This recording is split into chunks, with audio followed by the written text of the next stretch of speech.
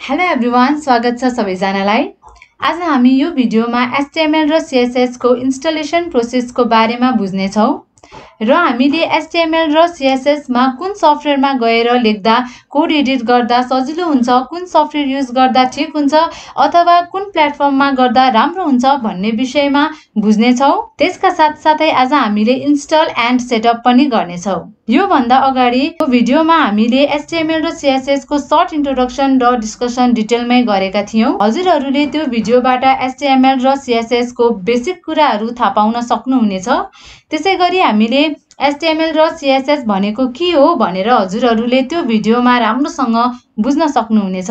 आजको भिडियोमा हामीले इन्स्टलेसन प्रोसेसबाट स्टार्ट गर्नेछौं। कुनै पनि इन्स्टलेसन प्रोसेस सुरु गर्नुभन्दा अगाडि हामीले कुन सफ्टवेयर अथवा प्लेटफर्ममा गर्नुपर्छ भन्ने कुराहरू थाहा हुनुपर्छ। HTML र CSS को लागि धेरै प्लेटफर्म्सहरू रहेको छ। त्यसमध्ये धेरै मात्रामा युज हुने अथवा बेस्ट प्लेटफर्म्स भनेको हामीसँग अहिले Sublimte Text, Visual Studio Code, Adobe Creative Cloud Dreamweaver, Notepad++ रहेको छ। यो सफ्टवेयरहरू अहिले करेन्टली धेरै युज भएको छ र युज गरिन्छ। त्यसैले मैले यो सफ्टवेयरहरूलाई लिस्ट आउट गरेर यसरी लेखेको हो। यो सफ्टवेयरहरू फ्री वेब डिजाइन सफ्टवेयरहरू हो। यो सफ्टवेयरहरूलाई हामीले पर्चेस गरेर पनि युज गर्न सक्छौं। हामीले लिस्ट आउट गरेको यो 5 वटा सफ्टवेयर मध्ये Sublimte Text, Visual Studio Code, Adobe Creative Cloud Dreamweaver यो तीनटा सफ्टवेयरहरू हामीले जुनसुकै अपरेटिङ सिस्टममा पनि इन्स्टल र डाउनलोड मजाले गर्न सक्छौं। त्यसैगरी हामीसँग नोटप्याड र नोटप्याड++ पनि रहेको छ। यो दुईटा सफ्टवेयर विन्डोज ओएस मा मात्र युज हुन्छ र यो नोटप्याड++ भनेको नोटप्याडको एक्सटेन्सन भर्जन हो। सो हामीले सिम्पली भन्नुपर्दा यो सबै प्लेटफर्महरू एउटा कोड एडिटर हो जसले धेरै प्रोग्रामिङ ल्याङ्ग्वेजेस र मार्कअप ल्याङ्ग्वेजेसहरूलाई सपोर्ट गर्छ र सबैको आफ्नो आफ्नो फिचर रहेको छ। त्यसबाट हामीले वेबसाइट डिजाइन गर्छौं। यो सबै सफ्टवेयरहरू बिगिनर्स र प्रोफेसनल्स दुवैका लागि एकदमै इफेक्टिभ रहेको छ। हजुरहरूले यो मध्ये कुनै पनि एउटा सफ्टवेयर इन्स्टल अथवा डाउनलोड गर्न सक्नुहुनेछ। मैले लिस्ट आउट गरेको सफ्टवेयर मध्ये आज हामीले Sublimte Text लाई कसरी इन्स्टल गर्छौं भनेर सिक्ने छौं र Sublimte Text बिगिनर्स को लागि एकदमै इफेक्टिभ रहेको छ। त्यसैले आज हामी Sublimte Text कसरी इन्स्टल गर्ने भनेर सिक्ने छौं। How to install and setup Sublimte Text। सबैभन्दा सुरुमा हामीले कुनै पनि एउटा ब्राउजर खोल्ने छौं। हजुरहरूले एउटा कुनै पनि ब्राउजर खोल्नुस्। मैले चाहिँ अहिले क्रोम ब्राउजर खोलेको छु। सो यो ओपन गरिसकेपछि यसमा गएर Sublimte Text भनेर टाइप गरेर सर्च गर्नुस् र इन्टर क्लिक गर्दिनुस्। इन्टर क्लिक गरिसकेपछि हाम्रो यसमा थुप्रै लिंकहरू आएको छ। यसबाट हामीले यो टपमा भएको लिंकलाई क्लिक गर्ने छौं। सो यसमा क्लिक गर्नुहोस्। क्लिक गरिसकेपछि हाम्रो यस्तो खालको एउटा पेज खुल्नेछ र हामी यो डाउनलोड अप्सनलाई क्लिक गर्ने छौं। सो यो डाउनलोड अप्सनमा क्लिक गर्नुहोस्।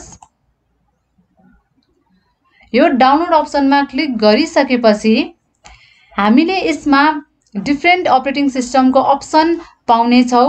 मेरो चाहिँ विन्डो अपरेटिङ सिस्टम रहेको छ, त्यसैले म विन्डोजमा क्लिक गर्ने छु र यदि हजुरहरूको म्याक अथवा लिनक्स अपरेटिङ सिस्टम छ भने त्यही अनुसार क्लिक गर्नुहोस्। अपरेटिङ सिस्टम जुनसुकै भर्जनको भए पनि हामीले Sublimte Text software easily download गर्न सक्छौं। त्यसैले म विन्डोमा जान्छु र क्लिक गर्छु।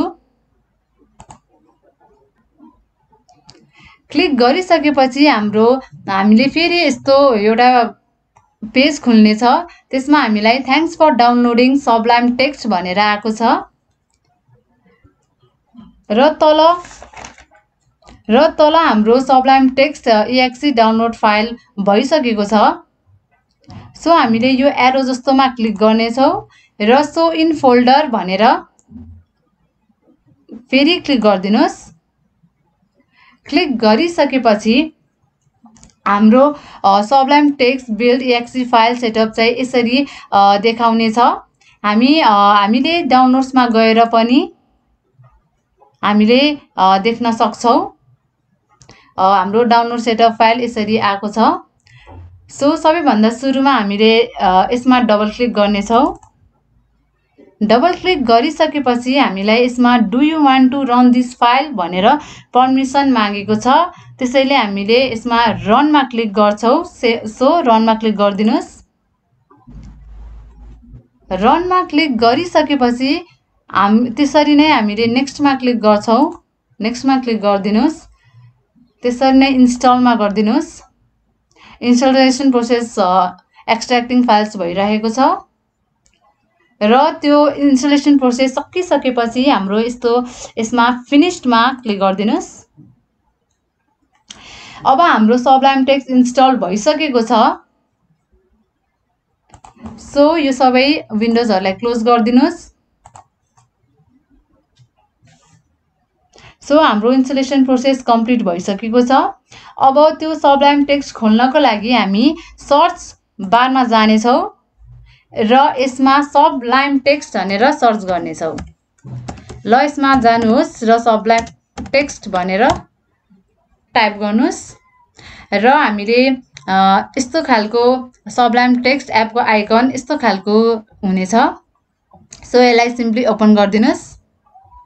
ओपन गरिसकेपछि हाम्रो यस्तो फर्म्याटमा देखाउने छ र यसभित्र हामीले कसरी HTML र CSS लाई युज गर्छौं, कसरी यो फ्री वेब डिजाइन सफ्टवेयरमा काम गर्छौं र एउटा राम्रो वेबसाइट डिजाइन कसरी बनाउने छौं, कसरी हामीले डिफरेन्ट वेब पेजेसहरु क्रिएट गर्ने छौं, हामीले के कोडिङ युज गर्ने छौं, कसरी हाम्रो वेबसाइट डिजाइनहरु डिस्प्ले हुनेछ, यो सबै कुराहरु हामीले अब नेक्स्ट अपकमिङ भिडियोजहरुमा डिपमा गएर सिक्ने छौं। आजको लागि यति नै। धन्यवाद। Thank you.